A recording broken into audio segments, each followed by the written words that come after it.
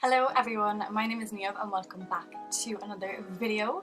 So I have not uploaded a video in like over a month I think, but boy do I have a story as to why.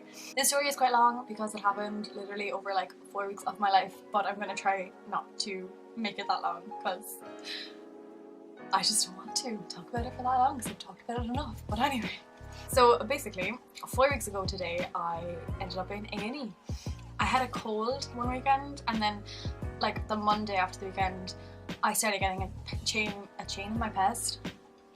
Yeah, I started getting a pain in my chest, and I thought it was going to be like the chest infection part of my cold because I always get a chest infection after I get a cold. But I went to work and the pain was getting more and more severe, and I was struggling to breathe. I couldn't talk. I had to whisper to everyone I was trying to talk to, and it was just really weird. And then my boyfriend ended up coming in to get like a bottle of water or something before he was going to training, and I saw him and I burst into tears because I was just in so much pain. So basically got sent home from work. My mom rang Southdock and he was worried it was going to be a clot in my lung because I was on the pill. So we had to go up to Southdock to get like a letter that would like fast track me into A&E. We got up to A&E then at about 9 o'clock that night I think. As I was walking into A&E feeling very awful, like I was gonna throw up everywhere and like I was gonna faint, there was these signs like everywhere being like urgent, if you have chest pain you need to see a nurse or doctor ASAP. And I was like, oh my god. But I was written as like I was an urgent case because I literally could not breathe or talk. It was really scary.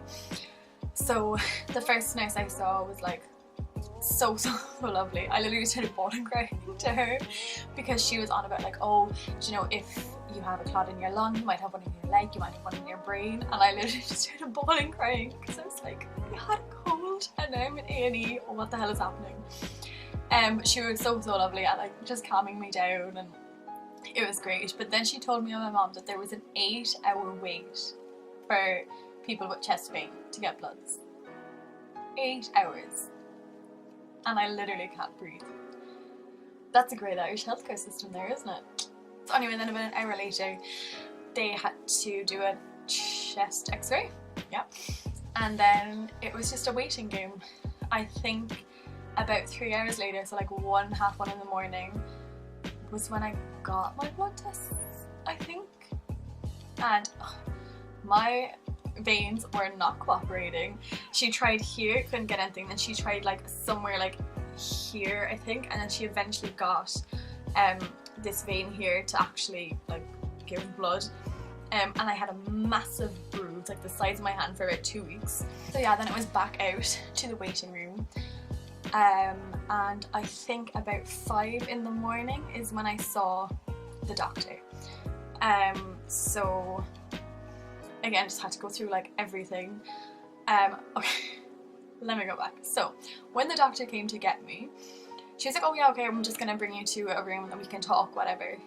She struggled to find a room to actually sit down and talk to me because the place was so overcrowded. I was in CUH A&E, by the way, Cork University Hospital.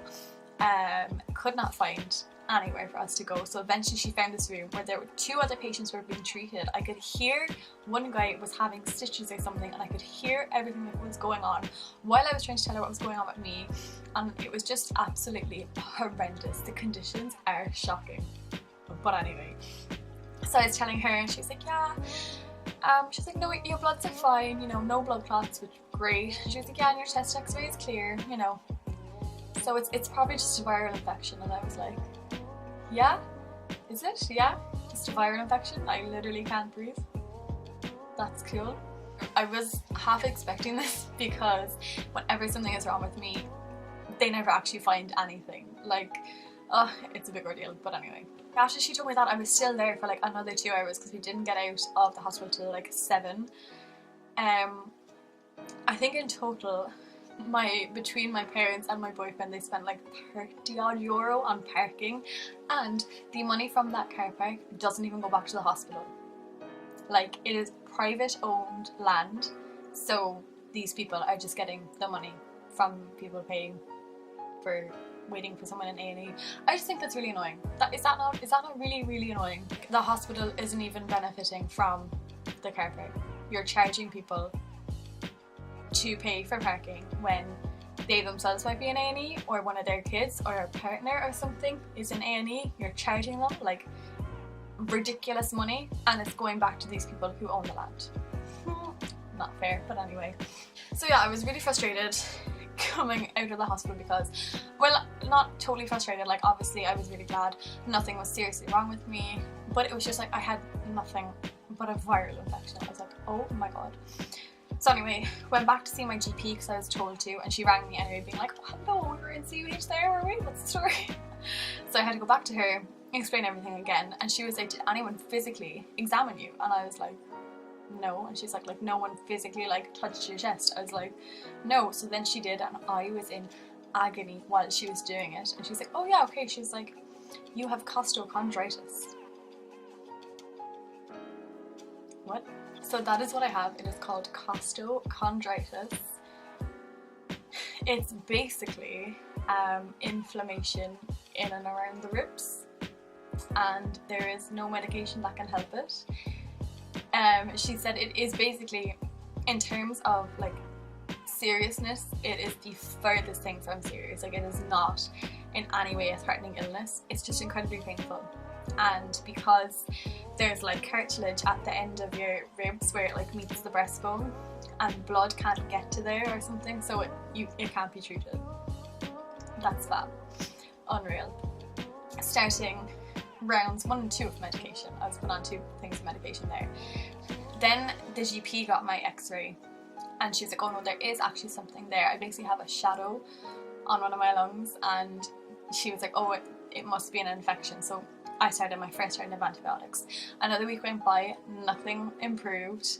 So then I went on another round of somethings. I can't remember. I went on steroids as well. In total, I was on 6 different kinds of medication, and it was only on the 6th one that things actually started to clear up. But yeah, it has been a horrendous few weeks. I am constantly in pain because basically because I had an infection which wasn't related to my rib thing, that every time I was coughing I was re-injuring my ribs, so I was never improving and the cough wouldn't go away, and it was just so frustrating. I had lots of meltdowns because I became a heavy breather, which is one of my bed aches. I'm not as heavy a breather now. I have improved, hence I'm actually able to sit down and talk for so long. Like, I couldn't do this the last few weeks. So yeah, it's just been really frustrating because I physically could not help myself, which was the most frustrating part. Like, I was literally sitting here. It really did not help my mental health. Like, I was just getting, it's been a rough while, you know, but things are clearing up. I'm going back for another chest x-ray in 2 weeks to see if that shadow has gone. Hopefully it does. So yeah, that is basically it. That's where I've been. Irish hospitals are a disgrace. Like, CUH A&E was disgusting. After I met with the doctor, she was like, oh, you can just go into the waiting room there. So my mom went out, and we were like, where's the waiting room? The waiting room had become a trolley area. Like, there was just loads of people on trolleys in the waiting room. There was like a row of seats that we could sit on, and like they had curtain type things, but like I could see everyone in their trolleys. I could see a man who had a massive head wound, and there was like blood, and he was really dirty, and I was like, he was so clearly in pain, and I was like, I really don't want to be looking at that right now. Like, it was an absolute disgrace. It was filthy inside there for one, but it was so packed, like people probably couldn't get in to clean it. Like, it was so bad. Like, Leo Varadkar, whoever else, help the Irish healthcare system. I've literally been sitting on my ass for 4 weeks being like, how can the Irish healthcare system be helped? And I really don't know how. There's definitely something that can be done though, because oh my god, those nurses, like, I had respect for nurses anyway, because, you know, you gotta be amazing to do that job, but I saw them like in action, and they are so nice. Like, everyone was so polite and so like peppy, and like just so made me feel so calm the whole time. but they are completely run off their feet. Like I probably do not get breaks at all. I don't think they do. It didn't seem like anyone did anyway, because I kept seeing the same nurses again and again, and you know, I don't think they actually had any breaks. They're definitely so underpaid. The conditions are literally shocking. I sound like one of these people ringing into the radio being like, oh my god, fix the hospitals, but please fix the hospitals, okay? Thank you. So yeah, that's my story of the week. Basically, when I get sick, I get sick. I never do this half-ass like, oh, 24-hour bug. No. When Niamh gets sick, she's out of work for 2-3 weeks on 6 rounds of medication, you know, the whole lot. But I'm better-ish. I don't like touching my chest because it's still quite sore. But I can breathe normally, which is nice. You know, I can talk at a normal level and not whispering. So yeah, that's a life update there now for you. I also cut my hair in the middle of all this because I was just sick of looking at it, so I cut it. But yeah, I think I'm back kind of to me. So yeah, we're back on track with making videos now. So if you listened through all that, thank you. I hope you enjoyed. A little bit of drama and gossip for you there now. But yeah, I think that's all I have to say. I just wanted to pop on and kind of explain why I had not been making any kind of videos, because I was sick / injured, I guess. The whole thing. I don't know. But that is all, I think. So thank you very much for watching.